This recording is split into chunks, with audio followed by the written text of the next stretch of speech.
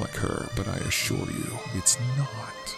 Isn't there some kind of test you can do? She's been acting no differently. Where's the real Sarah then? Alfred was heated, standing in his hallway, wearing a bathrobe, arguing with a faceless officer hidden behind the HPA, Human Protection Agency, uniform and bulletproof armor.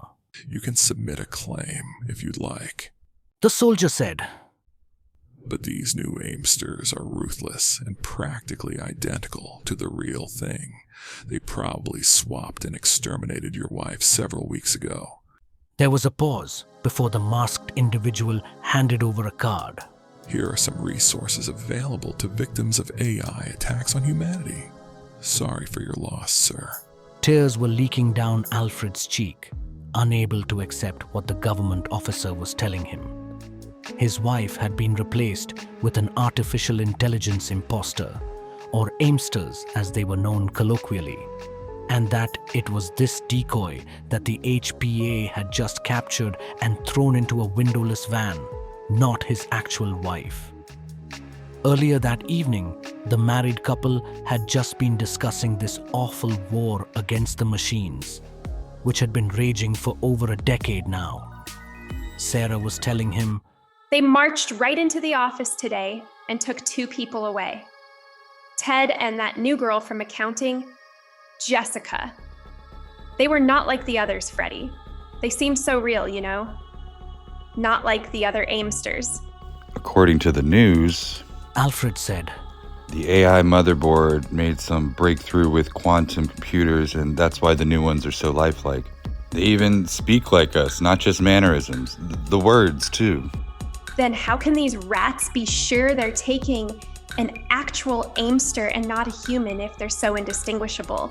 What's going to stop them from barging in here and taking one of us? That last sentence Sarah spoke earlier in the day was now ringing on constant repeat throughout his head. It didn't feel right. It didn't sit right. His gut screeched at him, telling him this wasn't right. But his mind tried to reason with this intuition, considering maybe his real wife had actually been kidnapped and disposed of by the AI enemy. Either way, he was now alone, helpless in standing up against either the totalitarian government or the elusive AI consciousness that had invaded the landscape of humankind with carbon copy replicas of actual people. The business card from the federal officer fell from Alfred's grasp as he watched the unmarked electric vehicle pull out of his driveway without making a sound. For this man, the war against humans was already lost. Without her, his life had been shattered and stolen. The machines had won.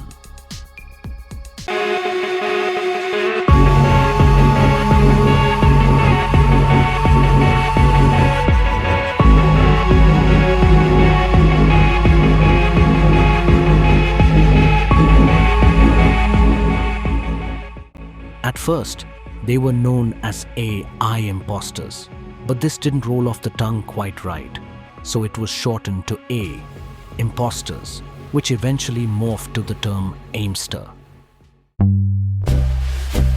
But before all of that, there was a man who called himself Jim.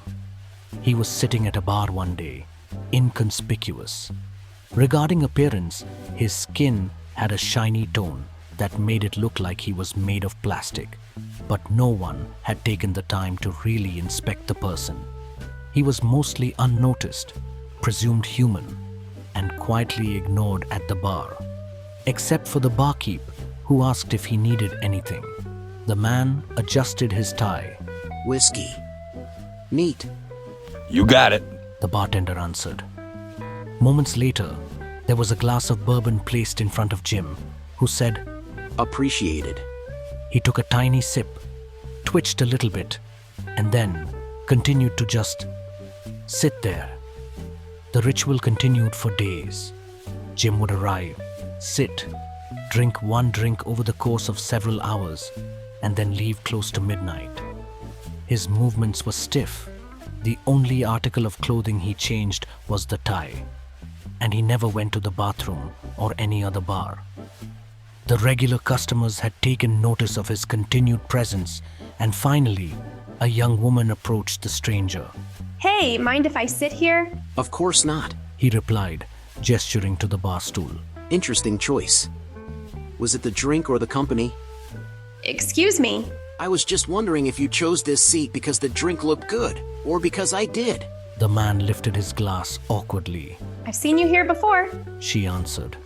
Just wanted to say, hi, are you offering to buy me a drink? Well, that depends. Are you accepting offers tonight? Offers for what? The lady leaned back in slight defense. You going to buy me a drink or not? I am. Bartender, one drink of her choice. Yeah, sure. What'll it be? Scotch on the rocks.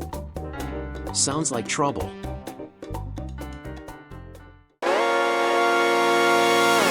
The President of the United States was sleeping while two of his most trusted advisors sat in a windowless room in a secure bunker under the White House grounds. It was only the two of them. Secret Service security guards were outside of the steel walls. What's the word, huh? Is the war actually over? It appears so. The taller advisor said in a monotone voice. There's troops located and took down the last of AI factory capable of producing replicants. Are you going to advise the president that he should inform the public?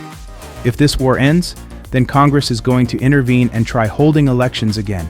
We'll be out of office in a few years, tops. We're sure that was the last supply base? Hypothetically, there could be another one out there, but it is highly unlikely. We've regained control of the motherboard. The president's shorter, older advisor paced back and forth. Shoot it straight. What are our options? There is one way to keep this war going, although there are steep ethical concerns. What? Let's hear it. The other advisor sighed. We say there's a new factory we can't locate, and the replicants are identical to their human counterparts. In every way. Practically indistinguishable. Go on.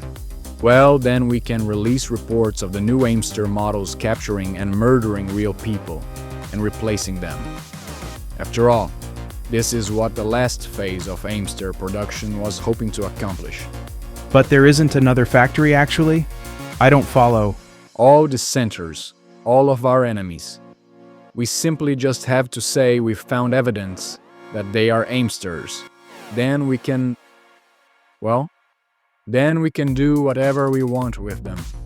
Dispose of them as we would another piece of AI junk, disguising itself as a human. A bag was placed over Sarah's head before getting shipped to an offshore location.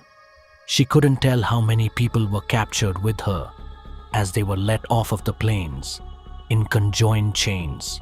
There were signs that the number of people was massive, easily in the hundreds. The marching of stomping feet. The dreary silence slightly interrupted by groans and coughs and soft sobbing. And the loudest sound of all, the jangling of those heavy shackles clanging. Two of the guards overseeing the drop-off of prisoners each lit a cigarette, for a moment removing the thick black masks that cloaked their face most of the day. These Aimsters don't smell like the old ones when they burn. The old ones smelled like melted plastic or burning metal. These got them a nasty stench, man. At Sarah's old house, Alfred continued to mourn for her.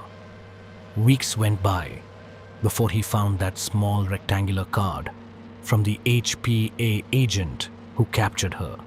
After carrying it over to his tablet, he scanned the QR code, and a projection of a middle-aged, red-haired woman appeared on the screen.